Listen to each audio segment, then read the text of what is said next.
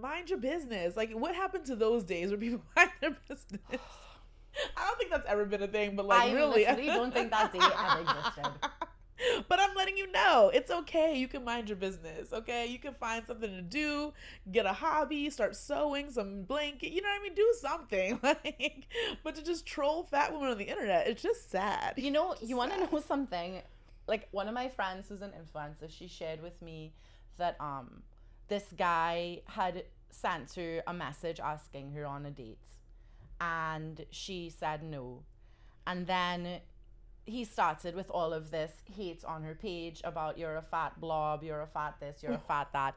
I think a lot of men are actually very attracted to fat women. They are. Right? But I feel like because of the cultural stigma attached to it, they have to convince themselves that they hate it. I think that a lot of your haters actually want to date you. I think so. They're obsessed with me. Because why would they care? Why else would they care? I trigger the hell out of them because, like, you trigger them because there's something in them that wants you. And I tell the men in my comments, I'm like, listen, I know that you're so triggered right now. You're so angry that you can never get with me. You're just so mad that you just have to, because, like, think about other fat women out there. They know what I'm talking about. When a guy approaches you, they know you're fat when they approach you. And then as soon as you say, no, thank you, or I'm not interested, oh, you fat anyways, you fat, you're a whore. Like, they just start coming. All of a sudden, you're a fat slut it's like, when you don't want them. But you knew that I was fat when you approached me. So now you're acting brand new? No, you're just triggered and angry and mad. You can't get with me. I understand. It's okay. But, like, chill, Like, it's just, so... But we know, as fat women, we know men love it. And then another thing that I don't get is, like, when guys, like, they may be attracted to a fat woman, but they want to impress their, like, friends, their homeboys. So there's like, oh, I'm just gonna date this, like, skinny chick because she is the societal beauty standards. I'm gonna date the skinny chick because she reaches the standards of society so that I can impress my friends, even though I'm not personally attracted to that specific type. But I can't let my friends know that I'm attracted to bigger women because I want to hide that. Stop it. Just stop it. Like, it's ridiculous. I mean, for those of you beautiful plus size ladies out there that are watching and that are single, they are men that will treat you with kindness and respect. And what I love about you, Gabby, is you don't settle for any garbage and you take no nonsense from no man. Literally, I can't. And I love that. I can't. I love it. My daddy taught me best. He taught you right. And he's like, don't, and he was right because I've had better. And there was a time in my life where I was listening to other people and they were telling me, Gabby, lower your standards. That's too much. You're asking too much. And I was like, well, maybe they're right. I lowered my standards. I ended up with the Broke Boys Club. It just got a bunch of trash. Really, the garbage is out there, guys. The garbage is out there. And I'm just like, that wasn't much better. I'd rather just keep my standards, because I've had better. And I feel like have a standard. I'm not telling you what to have standards for, but have a standard, stick to it, and it be about your core values and your standards versus if he's cute or not, or if you like him or not. Like, because the right man is gonna come along and meet you where you need him to meet you. You know what I mean? Like, he's gonna be what you need. He's gonna be what you want versus changing your expectations or standards because he's cute and he's not, or whatever else is attractive about him. You want to have have your own standards for yourself, because this is what meets you as a person, what you need in a partner. You already know that before you meet the guy, but you don't want to just sway from that because he is cute and my friends would think he's cute, and you know what I mean? Like, I feel like that's just being genuine to who you are and what you need, because you know what you need. You know what I mean? And if you don't, the more you date, the more garbage you run into, then you realize, oh, I don't want that, so I do need this. You know what I mean? Like, that's what helped me. Dating is what helped me realize, that's not going to work for me. I'm going to look for this. And then, you know what I mean? And I fine tune what I need based on the experiences that I've had, because I feel like through dating also you learn who you are as a person and what triggers you, what you need, what makes brings the best out of you and what brings the worst out of you. There's been guys I dated who were so great and like fun to be around. I was like so swept up in the sauce, and I'm like, oh my gosh, this is great. I have all these butterflies and feelings.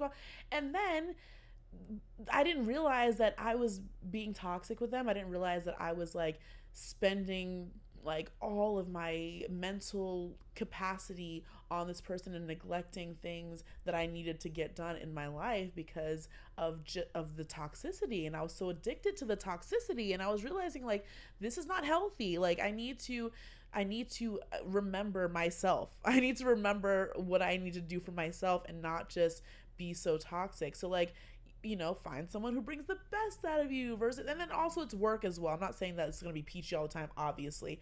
You know what I mean? Like things take work, relationships take work, things take work. But I just mean like, know that if this is good for you and if it's not, like I know I have a friend who was, you know, has been with her boyfriend for like 4 or 5 years. I'm not gonna name names, but like 4 or 5 years, and they fight all the time. And I'm just like, girl, I don't think that's normal. And she's like, what do you mean? It's like, you know, we love each other. I understand loving each other, but if you guys are fighting like this, like 24/7, isn't that stress? That just sounds like so much stress to me. And it doesn't personally work for me, but I'm just like, you know, think about those things first. Like think about what is gonna be good and healthy and like serve a purpose for your life from now into the rest of your days or however long this lasts or whatever, versus just staying because you're comfortable and not realizing like, is this good for me? Is this dangerous for me? Or is this, you know, is this going to bring the best out of me? That's my 2 cents on that. It's good. It's a good 2 cents. I think this is something that a lot of women struggle with, because from the time we can speak, we're being told that we need to make sure that a man chooses us.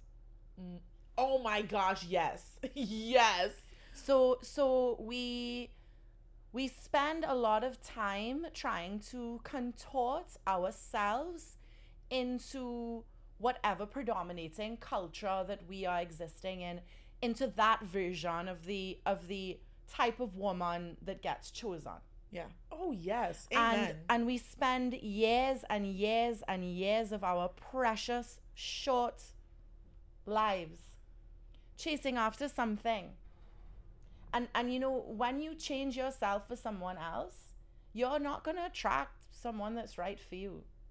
That's the saddest part. You're going to spend all this time trying to be something that you're not, to attract the type of man or the type of relationship that you think the culture says that you need to have. Yes. Right? And then you wake up one day and you have everything and you don't want it anymore, because it's not even real. Exactly. Because it's not even really who you don't even know who you are. I've had a woman reach out to me, one of my followers, and she said, Sarah, thank you for the work that you do. She said, what I realized was that I have done everything that I was supposed to for my whole life, and I'm in my 40s and I don't know who I am, and I don't even know what I like. Got chills. Wow.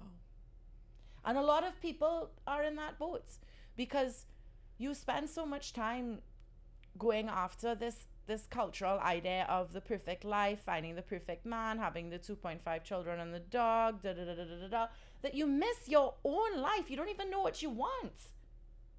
Isn't that sad? Very. But we can do something differently. Yes. I feel like you're like a perfect example of someone that has done something differently. Like, I see Gabby as someone that like really invests in herself, in her career, in her passions, in her love, in her body. Like, you take really good care of yourself and you live a full life.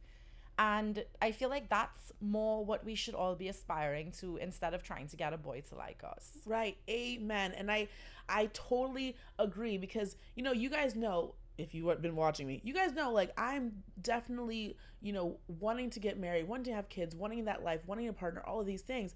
But what I won't sacrifice for that is my genuineness of who I am, myself, right? So like, I feel like the partner that's good for me is someone who knows me, the real me and not someone who I'm pretending to be to fit that narrative. So many family members have told me, Gabby, if you just lose weight, you'll get a husband.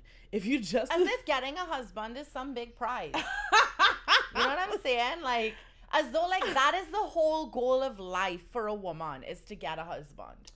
I mean, that's what I mean. Like, think about this for a minute. Change your body, change yourself, change your personality so a man can like you.